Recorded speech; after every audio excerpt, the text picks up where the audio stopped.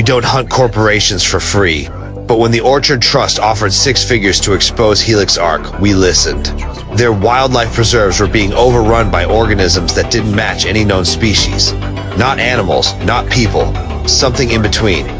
The Trust believed Helix Arc was behind it, splicing human genomes into animal frames and letting early prototypes slip into protected zones.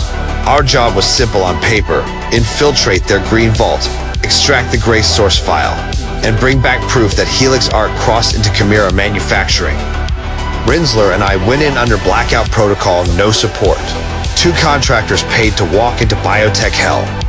We expected monsters. We didn't expect them to look back. Minimal tech, they can track anything. Digital. Old school infiltration. Feels reckless. Reckless pays well. We entered the green zone under blackout protocol. No radio signatures, no support, no off-site eyes. Just to operators moving through underground access tunnels that shouldn't have existed. The deeper we went, the more the air shifted, warm, humid, chemically altered, like the walls were part of a living organism. Rinsler hacked the first door with a silent splice. I monitored movement. Nothing stirred, yet the silence felt manufactured. Curated, the kind of stillness that's designed, not accidental. Inside the first chamber, we found environmental pods glowing faint green. Nutrient fog swirled around them, carrying a metallic tang that clung to the teeth. This wasn't veterinary research. This was incubation, accelerated growth, forced evolution. Helix Arc wasn't optimizing wildlife. They were building it from scratch. And something in here had already left its pod. And it's not in the pod anymore. The vault opened like a wound. Bright, wet light spilling across the floor. Tanks lined the room, each one bearing a label that looked more like a confession than a code. Canine-based frame, primate vocal scaffold, human neural myth. We found one tank ruptured, claw marks on the inside, restraints torn with strength beyond any animal baseline. The exterior cameras had been disabled from within, not smashed, but rewired. Whoever escaped understood circuitry. That meant cortical integration. That meant problem solving. Rinsler extracted a data shard from the main console. The logs were clinical cold. Anthro unit viability, 62%. Vocal mimicry, successful. Human empathy response, non-existent. Helix Arc wasn't experimenting, they were iterating. Version after version, failure after failure, until something walked out of this vault ready to survive. Walked out on purpose.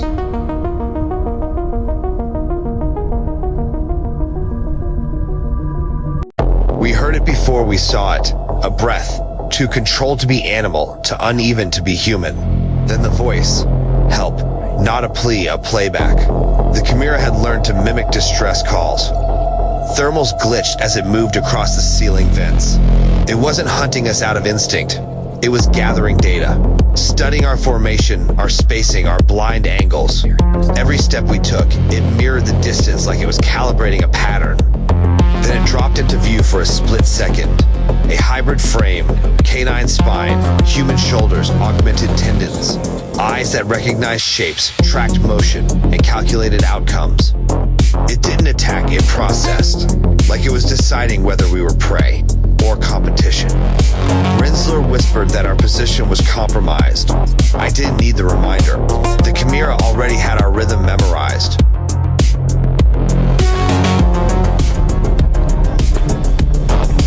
Our position's compromised. I know. It already learned us.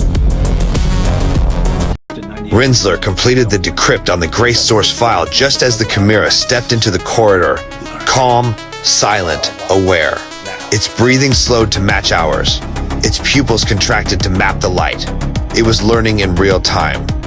We triggered the pulse charge, a brief burst of white noise tuned to overload its auditory implants. 6 seconds of blindness. That's all we bought. But 6 seconds is enough for operators who know how to move. We sprinted through the coolant tunnels as alarms cascaded overhead. The Chimera didn't chase.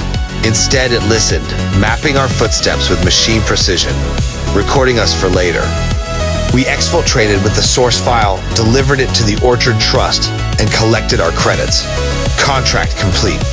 But the Chimera is still out there in Novasto now, and it knows our pace, our stride, our breathing pattern. Next time, it won't be studying. It'll be choosing. Payment confirmed. Let's move.